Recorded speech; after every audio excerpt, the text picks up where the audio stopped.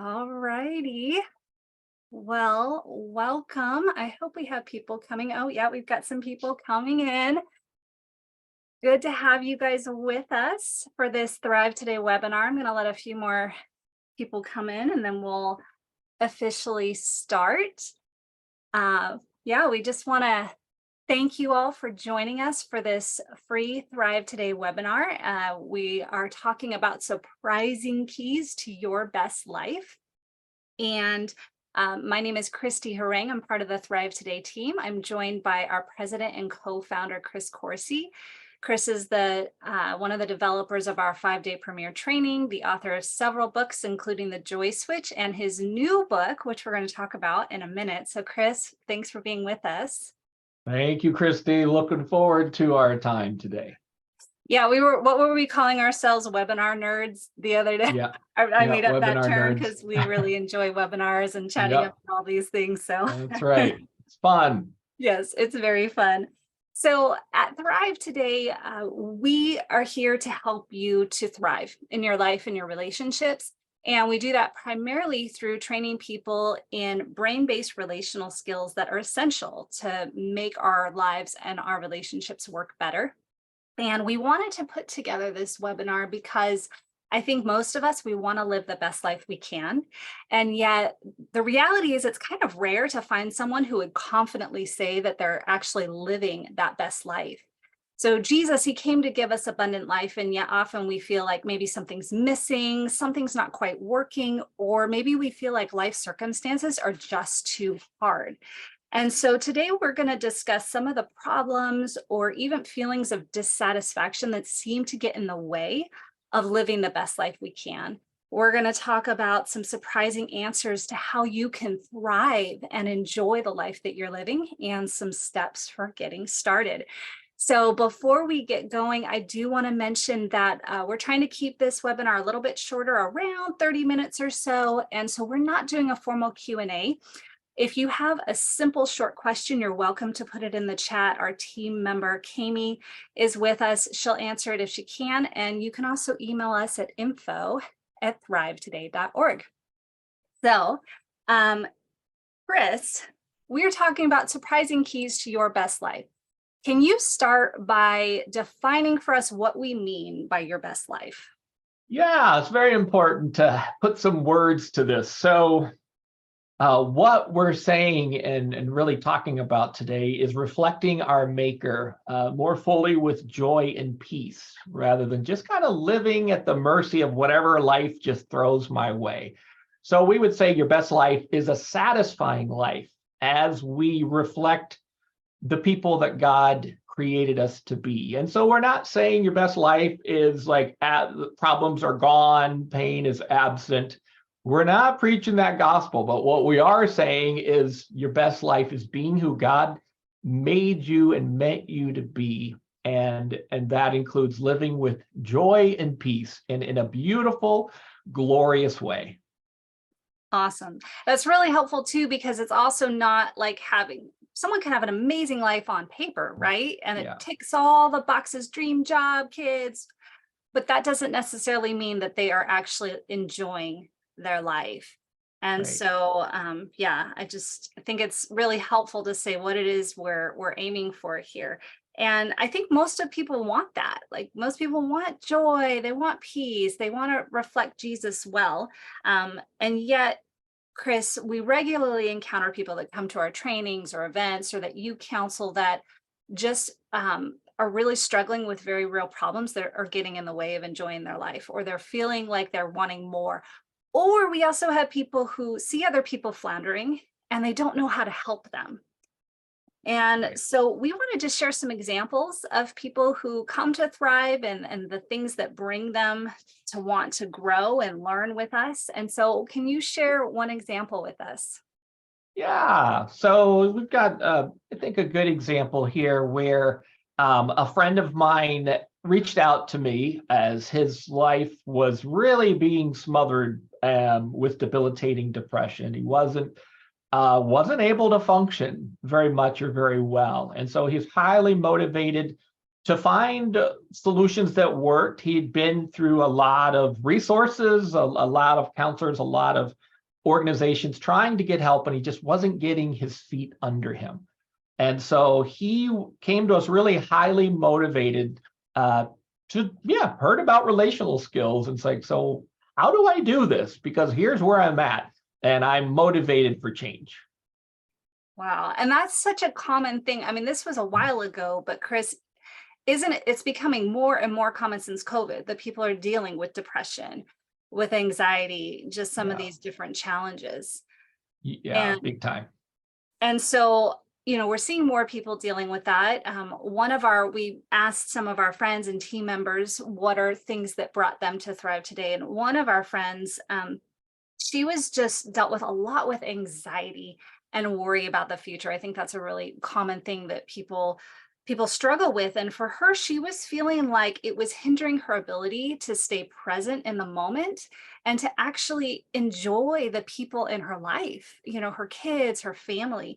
And so she was longing for joy and peace and an ability to see life from God's perspective so she wouldn't miss out on the moments of life. Right. Yeah. And that, there's a hunger there. And you said it well, that especially since COVID, people are feeling it, right? We're feeling it in many ways. It's even more heightened than it was before COVID.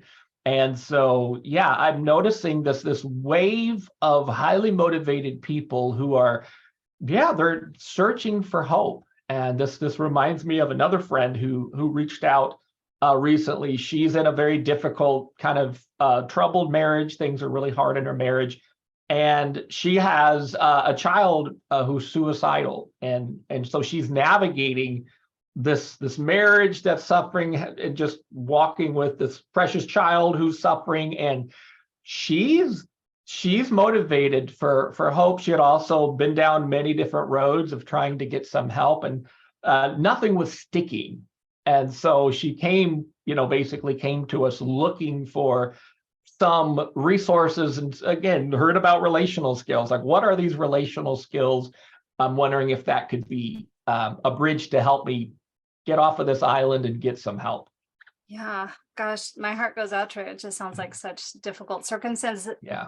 circumstances, and she's not alone. They're just people really struggling. We even have someone in our audience who's saying like her anxiety is getting in the way of my life, and our heart is just with you, and just letting you know you are not alone in that.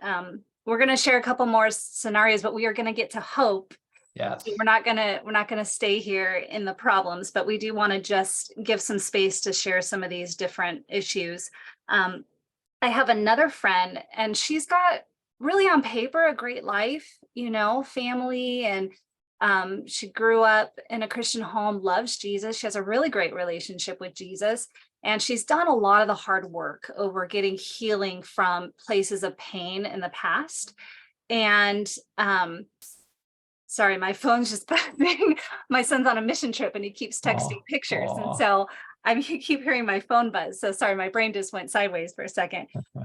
But anyway, so she's done the hard work, really wanting to get healing from pains of the past. And yet she sees all that she's done, and she still feels like joy, that lasting joy, is missing in her life. And she's noticing, I think that there are just some key skills I'm missing, and some things that just aren't quite there. And she's doing everything right. I think there's so many people, right, that they feel like they're doing all the right things, and yet this joy-filled life is still eluding them. Yeah, I think a lot of people are feeling that joy is elusive, right? A lot of people are saying, "Hey, I believe kind of that this is possible, but it just feels like it's just out of reach. So how can I Yeah. get from point A to point B?" In fact, another Thrive friend came to us not too long ago, and one of the reasons he gave for going down this road is he basically said, "I just want to be able to stay married. Like that. That's all that I want right now. Like, I'm just trying to find a solution, resources, something to stand on that will keep my marriage intact." So he was highly motivated, again, trying to figure out how do relational skills apply to what I'm dealing with. And I think that's kind of the $1 million question that we're going to look at today. Yeah, definitely. And that issue of like how to form connection, but also keep connection, because sometimes Yeah. we just don't know how to stay connected to the people. We want to stay connected. We don't know how to do it. Yeah, Um, right. so one last story is that we have a dear friend who had a history of abuse and just some pain in her life. And um, with that came this, I think we all have different ways that we cope with that. And one of her ways of coping was just by staying on all the time. I mean, she's like got energy and enthusiasm, but with it, she lacked the ability to ever calm down and stop because there was this fear of what would happen if she did. And so, actually, when she came to one of our trainings, that's when she first realized her inability to slow down, to stop, to recognize overwhelm in herself and other people. And so she came really looking for receiving some things to help her heal from her past and to learn how to slow down and be still so that she didn't have to be like in go mode all the time. So these are just real life stories, and we just want to hear your story. We invite you to think about your life and the things that you are dealing with.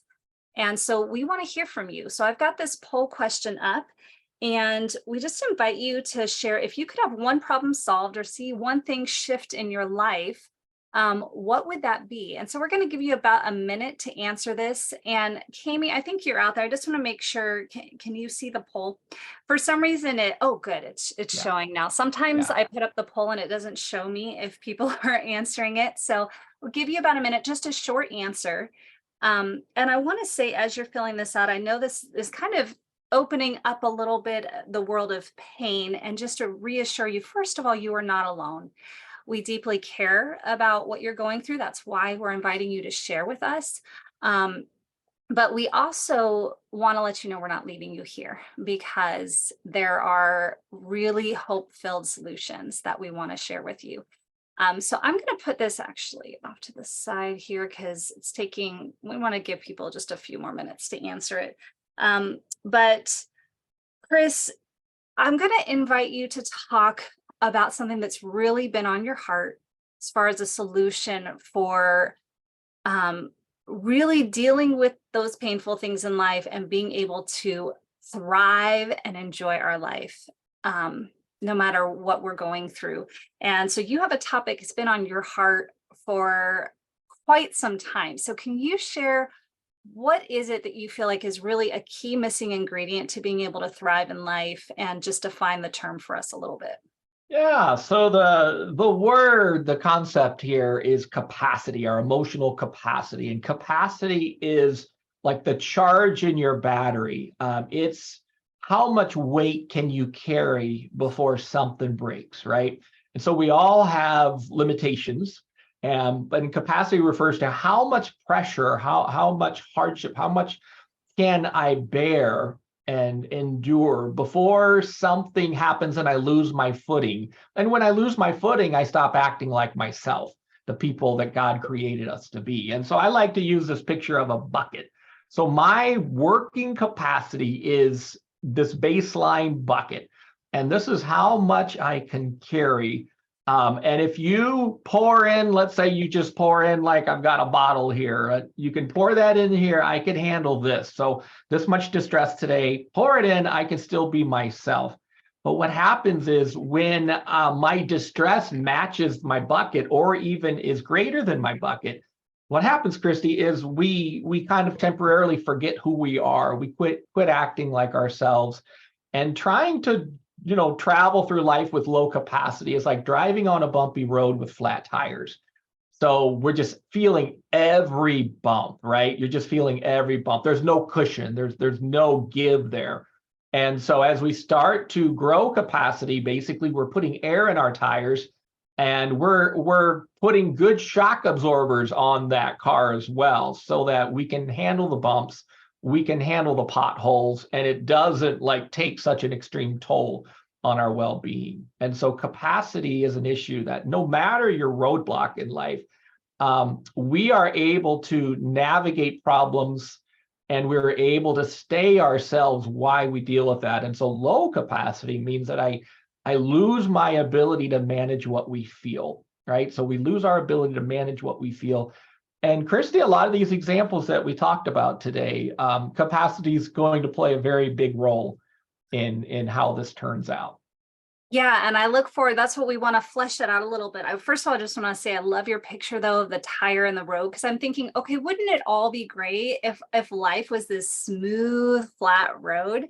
And there are some things that sometimes we can do to help our road be a little less bumpy, but a lot of the bumps in the road are things that are beyond our control. So I love this idea of just making sure we have these tires full of air so that we don't completely like flounder every time we hit a Yeah. bump.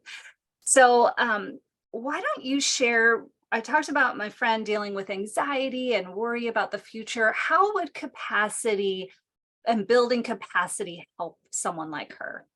Yeah, so what capacity does is it basically creates a framework that we learn there is a pathway out of this. In other words, this is the kind of relational oxygen mask on to help us navigate the turbulence. And so what this means, is we start to learn to better manage and regulate what we feel. And when I can better manage what I feel, I can remember who I am. And when I can remember who I am, I can remember what's important. And I can also take care of myself while I navigate that. Otherwise, like in the case with your friend, what happens is I completely get overwhelmed by circumstances, which means I can't manage what I feel. And we kind of feel like we're just going to fall out of our boat, so to speak, into the water. And so what capacity does is it gives us the resiliency to navigate those feelings, the fear and the anxiety, and in the worry that comes up. And it helps me to stay in the boat and keep the boat steady when it starts knocking. So it doesn't mean that those feelings and the hard stuff's not there. That stuff is there. But what capacity does is it anchors me, it steadies me while I navigate those waves and that wind, so to speak. So your friend is learning to grow her ability to stay anchored and remember who she is and really express that life, even while she navigates some of those feelings and some of that turbulence. That's really helpful. And it's funny because we've talked about this a bit, but I was even reading something about it today, that it's not necessarily the stress or the anxiety that's the problem. It's the stress and anxiety that it causes, the anxiety we have about our anxiety, the stress we have about our stress. So as you're talking about capacity, it sounds like it helps us to not be so shaken up by the anxiety or the things that we're feeling. That's right. And that is a very life-giving reality when we can grow the bandwidth and the capacity to not be so, shaken up by life and life circumstances. So what about my other friend? We're going to talk about increasing capacity in a minute. Our audience is ahead of us. How do we build it? We're going to get there. So Chris, what about my friend who's done all the right things, healing from the past, loves Jesus, but is still feeling like she's lacking joy? How would capacity help with that situation? Yeah, so as capacity creates that charge in the battery, it grows our bandwidth, that bucket expands, so to speak. So what happens here is that healing frees up our capacity. So getting healing, working through hard stuff, processing pain, basically, as I like to say, is removing the rocks from our shoe. Right? So I've removed the rock from my shoe, but I'm still limping because that's how I've learned to walk. And so now that the rock's out of my shoe, I actually need to add something into this equation. And what I need to add is my ability to stay my relational self, my ability, as Marcus Warner would say, to bounce back. And so I have to do something. Something has to be added into this equation so that I can bounce back. And so this is why this is a very relevant topic, especially for those of us who've maybe been in counseling or ministry or prayer ministry. This is a very relevant topic because we can get the rocks out of our shoes, but there's actually something else that has to be added to this equation, which is capacity. I have to grow my capacity. Otherwise, Christy, what happens is when capacity is missing, my identity starts to enmesh with my pain. So how I see myself is through the lens of pain, and how I know myself, maybe even how other people know me, is identified by my pain. So I'm the guy with the pain. I'm the guy that the bad thing happened to. And so the good news here about growing capacity is it clarifies who we are. It helps us to relationally express ourselves. and so that we can be strengthened in how well I'm able to live with joy and peace. And basically, capacity gives us a brand new framework in how we see ourselves, how we see life, how we see relationships, even how we see God. And so this topic of capacity really is a game changer. It literally changes everything when we start to develop some capacity. Wow. Yeah, that's really powerful. So I'm being very repetitive, but I hear you saying capacity affects our ability to have perspective, how we view life, the things we're facing, how we see ourselves, our ability to have a healthy sense of identity. All those things are playing in. I want to have you share one more very quick example, but I want to mention first, if you couldn't submit your question for the poll, you are welcome to put your answer in the chat. And I would also welcome you, as we're talking about capacity, if you have an area where you're like, man, if I grew some capacity, that would be a game changer. Maybe it would help you with stress at work. Maybe it would help you in your parenting. If you're having like any light bulbs go off of how capacity would help you, we'd love to have you put that in the chat as well. Chris, a lot of people deal with chronic pain, and pain can be such a joy stealer.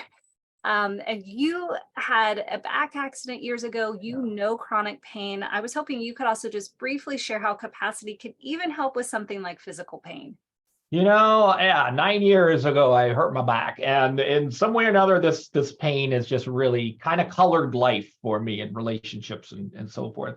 And so growing my capacity has made the difference between being a joyful presence in my marriage, joyful presence with my sons, joyful presence in my community. It's given me air to breathe. It's helped me to be able to suffer well. I still have pain, and sometimes the pain is excruciating, but it's given me the ability to stay myself, reflect my values. It's helped me to actually be able to find God and God's peace in the midst of the storm. And honestly, it's changed everything. I don't know where I would be today if I hadn't had some capacity and done the things that we're about to talk about. I don't even know how I would be able to function, basically. So this has changed my life, and it is a message I just want to share with the world, how God has, kind of put this topic on my heart for quite a while. Wow. Well, it's encouraging to know that these things that seem to get in the way, they don't have to steal the joy in our lives. There is a way. And so we're talking about capacity. We want to talk about this question that's already coming up. How do I build capacity? It sounds really great. So how, Chris, do I build it? That's the $1 million question. And so we grow capacity when we go to the gym, so to speak. So we go to the gym and we work out with weights. So we're actually building some strength, right? We're gaining some tone on our muscles. So capacity grows through interactions with God and interactions with people. And so as we start learning relational skills and practicing relational skills interactively with people and with God, this actually grows our capacity, and it strengthens our ability to handle the hard stuff. And so one of what we call the foundational 5 skills. So Chrissy, we have 19 skills. There's a lot of good training that happens with the 19 skills, but we've established that there are 5 skills that are especially important to grow our capacity. It's what we call the foundational 5 skills, which is skill 0, right? Learning to live with my relational circuit running. Skill 1, which is joy. Skill 2, which is rest. Skill 4, which is appreciation and just living, reflecting on the good stuff. And then skill 13, which is seeing some of what God sees, what we would call God's sight. So these skills are like some of the best ways that we found to grow this bucket. And so just practicing skills with people, with God, that is one of the best ways, Christy, that we can grow our bucket. Awesome. And so we have lots of resources to help you build these capacity building skills, but we just want to give a couple examples, just again, make it really practical. So Chris, you are taking a group of people right now through exercises on skill zero, our relational circuits. And can you share just how helping people develop that one skill is building capacity and making huge changes for people? Yeah. So the hard part of this whole journey is just learning the skills, right? I have to have a skill that I can apply, that I can share. And so what we're really focusing on is equipping people with the skills. Applying the skills actually not as hard as learning the skill. So one of the skills that really helped my friend who was struggling in her marriage and just with a child that was really suffering, she was just trying to get her footing. And so she was part of my group, just going through the relational circuit habit builder course and basically just practicing exercises. So just every week we practice an exercise for about 30, 45 minutes. And then I talk about the skill for about 45 minutes. So she told me that just practicing this one skill for several weeks has changed her life, completely changed her life. And one of the reasons why is that it was a skill that she's missing. So when we're missing certain skills, that's the thin ice. Anytime we step on that, we're going to fall through that ice. So she learned a skill that was missing, and learning how to get out of enemy mode, as our colleagues and I like to call it. How do we get back into our relational sweet spot? That skill, one skill, Christy, has completely changed her life. And it's just a skill that she's practiced for a short amount of time with people. So we do exercises together as a group and in small groups, and we do exercises interacting with Jesus. And so that combination changed her life. And she made it a point to share that with me, that this has changed my life. So that's a big deal. Very cool. Can you tell us, so you already talked about skill two, the ability to quiet ourselves, to calm ourselves. I think you haven't used the term, what did you call it? Down regulate. Yeah, So that's right. Yeah, so your brain has to upregulate, means that I can enter into your joy and share joy. Downregulate means that we can take a breather when we need to take that breather and calm and quiet ourselves. And this is the greatest predictor of lifelong mental health, is being able to catch our breath and quiet. And so what this does is it just really gives us strength for our days. It helps us to be able to not only build joy, but really be able to quiet ourselves. And for a lot of us, especially with your friend, Christy, and the story that you shared, it's easy to get amped up, but we don't always know how to use the brakes. And so what we're doing is we're learning to use the brakes. So we're able to take our foot off the accelerator. We're able to quiet. And when we learn this skill, it just changes everything for your brain. You don't have to avoid those quiet moments. I know one friend that didn't have the skill, and he just wouldn't sleep, and he just hardly slept. It was amazing. But when he learned the skill, he could look forward to going to bed instead of dreading just like stopping and not doing anything. yeah. So this is another important skill, that we know how to rest and quiet ourselves and down regulate to low energy, rest and calm. Yeah, and I wanted to share personally how it's made an impact for me, because I tended to veer toward anxiety, stress, and even I would wake up in the morning kind of like anything I had to do, work or chores or something. It was something to be tackled and to get through. It was like a stressor in my way. So when I would wake up in the morning, I was just like, let's go, let's conquer the world, almost out of a fear of like wanting to get through the stuff I had to do. And as I have trained myself, so I have different things I do in the morning, music, quieting with God, different things that help me to calm. As I have practiced that over the years, I have trained myself to be able to start my day quietly and calmly, which is a miracle because I couldn't do it before. And Wow. what I've noticed, because I'm a human, I ebb and flow. Some days I'm great at doing it. I might go a week or a month and I'm not quieting enough. I have to keep practicing it every day. I have to do these things. And when I am doing them, I just notice I can handle my day better. I have more capacity. I can handle the stressors that come my way. Sometimes we think it's the circumstances that really shake us up. And I started noticing it's not so much the circumstances, it's how's my capacity level doing? Am I quieting? Wow. Am I taking care of myself? And when I don't do it, I find myself very less resilient, more shaken up by the hard days and the hard things. So it's made a huge Wow. difference for me. That's awesome.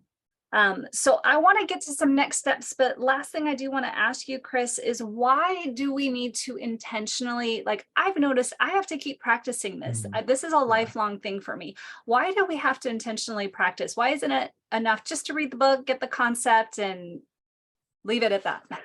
That's another great question. So the relational skills I have, or the lack of relational skills I have, are a reflection of what my community has. So whatever my family, my community has, there's just I have whatever my people had to work with. So why we have to keep practicing is sometimes we have to learn brand new skills. So we have to acquire new skills that I don't even have on file. Like my friend just learning to live with a relational circuit online. She needed to learn a whole new skill that wasn't there. But we tend to have like little bits or pieces of other skills. And so practicing with others actually strengthens those skills. And Christy, I've been doing this for over 20 years. And Jen and I still have to practice. Like we have to keep our tools sharp here. We have to do this for our marriage, our family. Like these are skills that we need to keep practicing. Otherwise, they get dusty. There's the law of entropy where things start to break down. So practice really builds our capacity and it keeps growing that bucket, and it gives us strength. So that's why just doing this weekly for an hour, less than an hour and a half with the group. And just, again, I talk for part of that time and we practice for part of that time.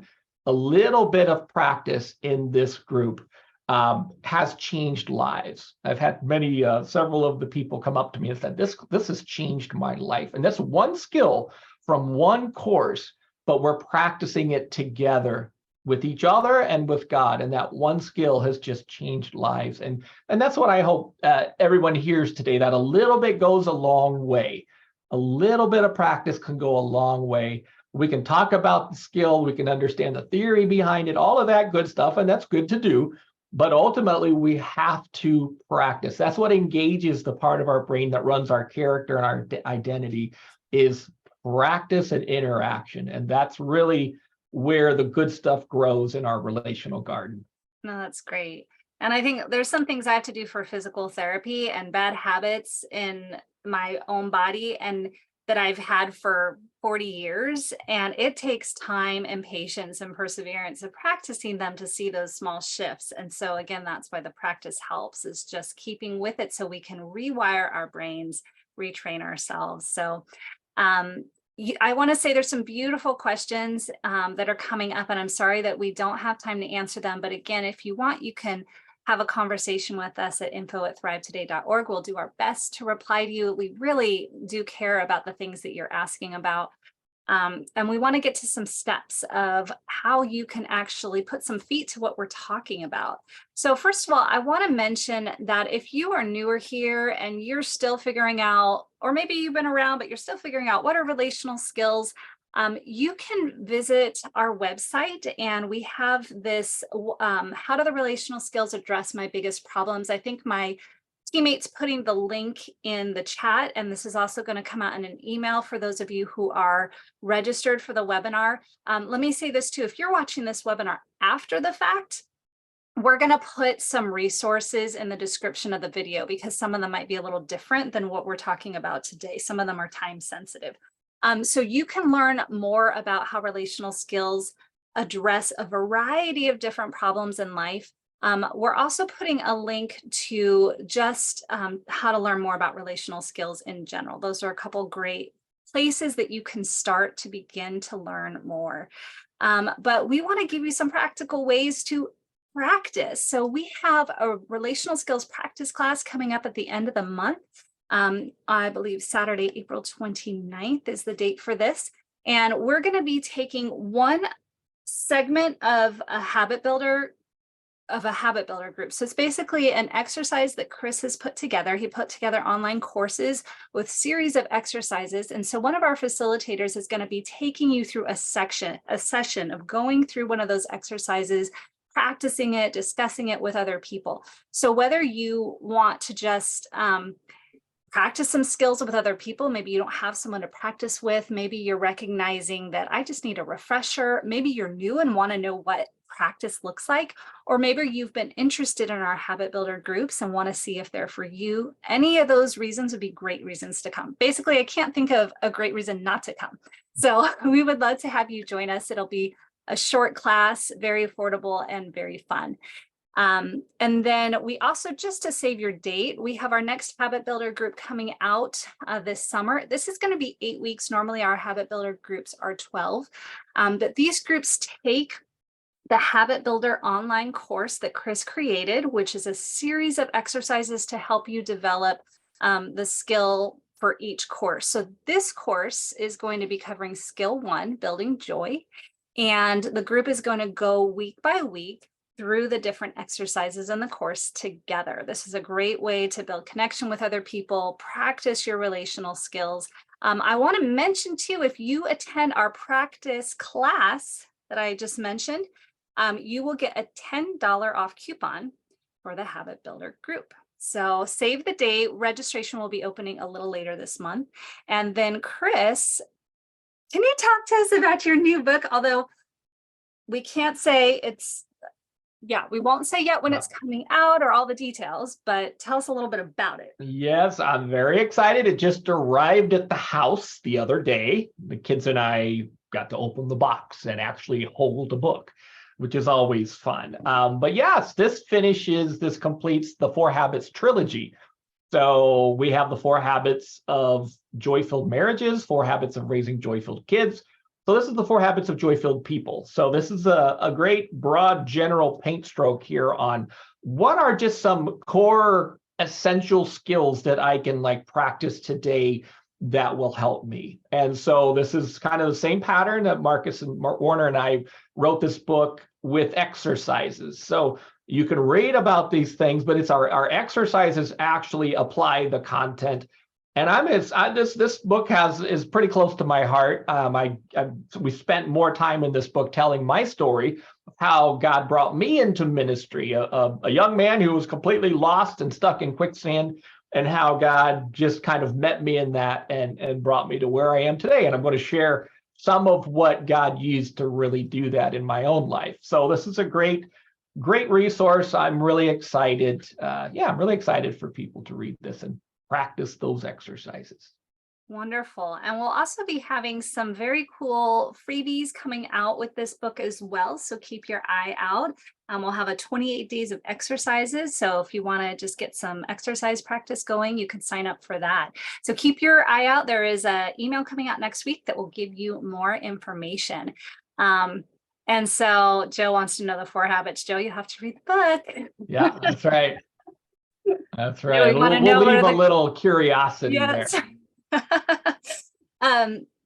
I just want to say it's been beautiful to see the chat. Thank you all for just supporting and encouraging one another, and just recognize we are all on a journey, and we know that some of your journeys are hard, painful, and there are no quick fixes, but we just want to encourage you that a joy-filled life is possible. That is what God has for you, what He wants for you, and we are here to just walk that journey with you and help provide training and resources so that you can develop and grow joy in your life. So continue on the course, keep going.